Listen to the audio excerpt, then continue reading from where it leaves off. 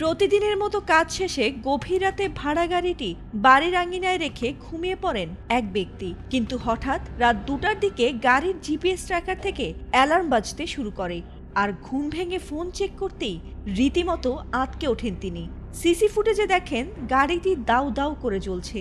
আর তড়িঘড়ি তিনি ঘর থেকে বেরিয়ে লেগে পড়েন আগুন নেভাতে।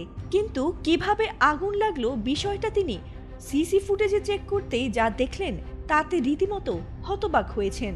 আর সেই দৃশ্য সামাজিক যোগাযোগ মাধ্যমে ভাইরাল হতে ক্ষুব্ধ হয়েছেন নেটিজেনরাও। 2 মিনিট পর আমি যখন মোবাইলটা অন করে দেখতেছি, হ্যাঁ, আমার গাড়ি আগুন লাগাই দিয়েছে।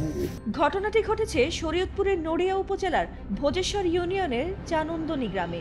সেখানে শুক্রবার গভীর রাতে মোতালেব মুন্সি নামের এক ব্যক্তির ভাড়ায় চালিত একটি প্রাইভেট কারে অগ্নিসংযোগ করেছে দুর্বৃত্তরা। আর সিসি ফুটেজে ধরা পড়েছে পুরো ঘটনাটি।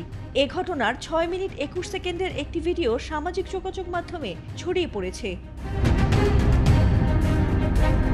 ভিডিওটিতে দেখা গেছে রাত 2টা 28 মিনিট 24 সেকেন্ডের সময় মুখে গামছা পেঁচিয়ে এক ব্যক্তি বোতল হাতে নিয়ে একটি গাড়ির ওপর কিছু ছিটাচ্ছেন, আর আরেক ব্যক্তিকে পাটকাঠি জাতীয় কিছু জিনিস দিয়ে আগুন ধরিয়ে দেন। ভিডিওটির 4 মিনিট 5 সেকেন্ডের সময় মোতালেবের পরিবারের সদস্যদের ঘর থেকে বেরিয়ে আসতে দেখা যায়।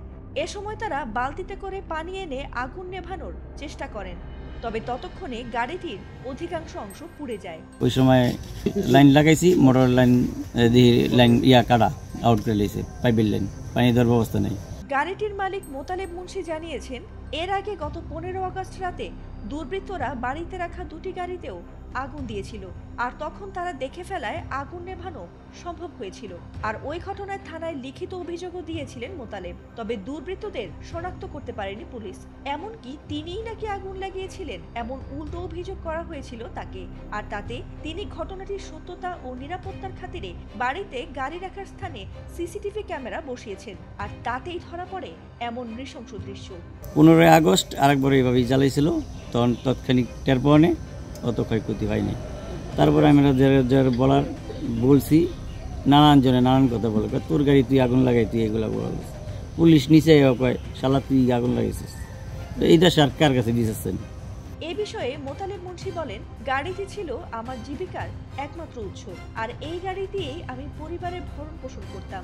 এলাকার মানুষও অসুস্থ হলে বা প্রয়োজনে আমার গাড়িতেই যাতায়াত করতেন। এখন আমি একেবারেই নিঃস্ব হয়ে গেছি। এ ঘটনায় খবর পেয়ে নড়িয়া থানা পুলিশ ঘটনাস্থল পরিদর্শন করেছে।